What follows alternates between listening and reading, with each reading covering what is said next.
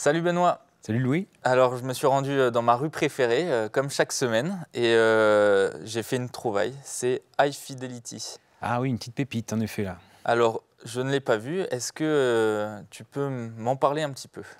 Alors c'est un film de 2000 de Stephen Frears, alors qu'on connaît notamment pour Les Liaisons Dangereuses, la version avec John Malkovich et Glenn Close de 88-89.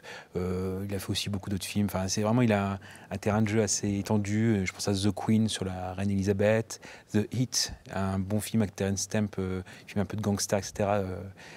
C'est très bien ici. Et ce film, en fait, il raconte l'histoire de Rob Gordon, qui est joué par John Cusack.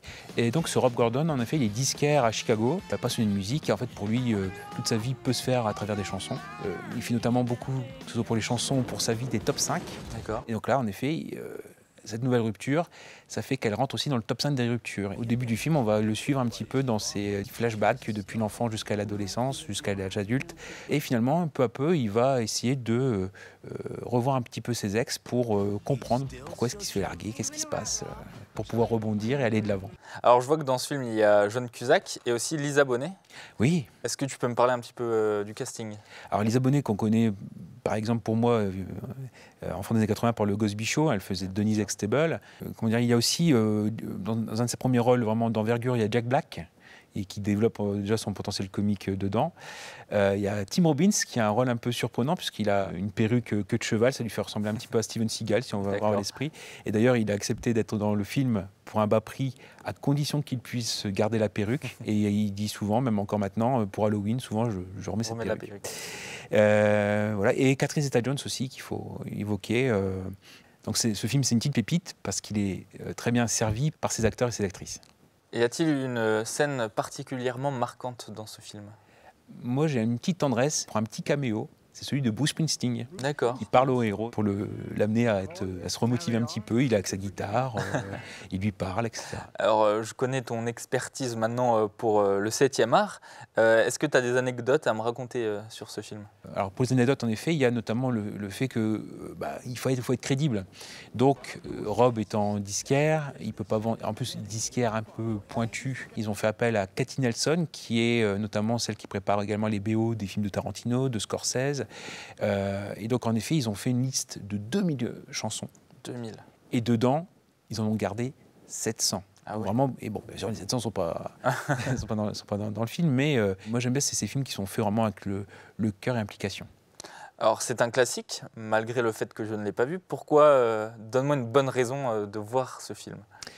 Stephen Frears à la réalisation.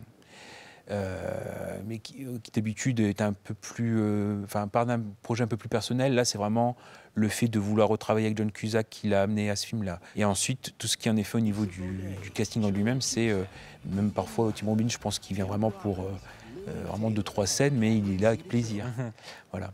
Et dernière chose, pour ce film, il prend pas ses spectateurs pour des imbéciles, parce que aussi bien on va avoir des références très standards au niveau de la musique, mais le film est parsemé, que ce soit par des étiquettes, par des pochettes d'albums, par des références beaucoup plus pointues. Ceux qui s'y connaissent vraiment très bien dans la musique, dans cette période-là, etc., voilà, vont y trouver aussi leur beurre, mais on ne va pas leur coller les références au visage.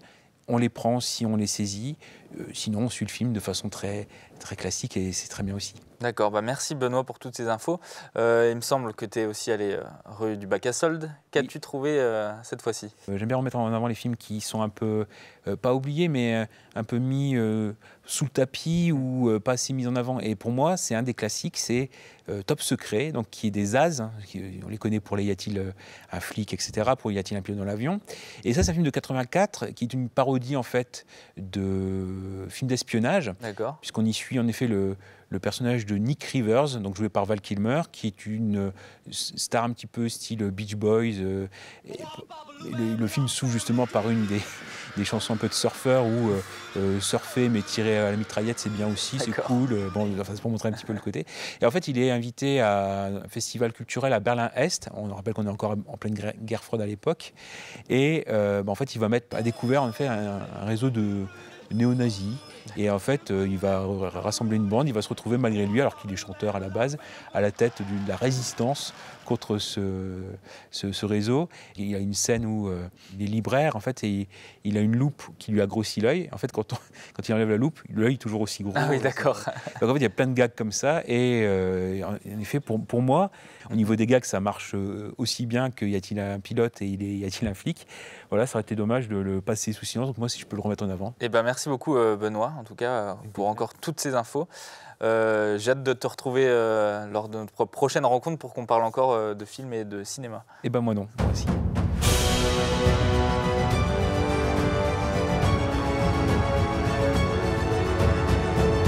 Retrouvez dès à présent Benoît dans son podcast Ciné Tu l'as vu, disponible sur les plateformes de streaming audio. Retrouvez vos programmes sur le site iltv.fr, sur Facebook, YouTube et Instagram.